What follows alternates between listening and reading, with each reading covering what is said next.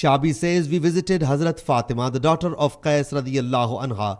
She gave us the gift of fresh dates called dates of Ibn Tab, as well as serving sharbat of parched barley flour. I asked her, where should a woman who has been given 3 divorces spend her prescribed waiting period?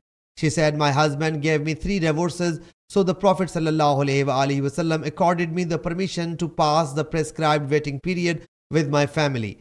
Hazrat Fatima radiyallahu anha said, after the expiry of my waiting period, it was announced congregational prayer is ready. I went off along with other people to perform the prayer.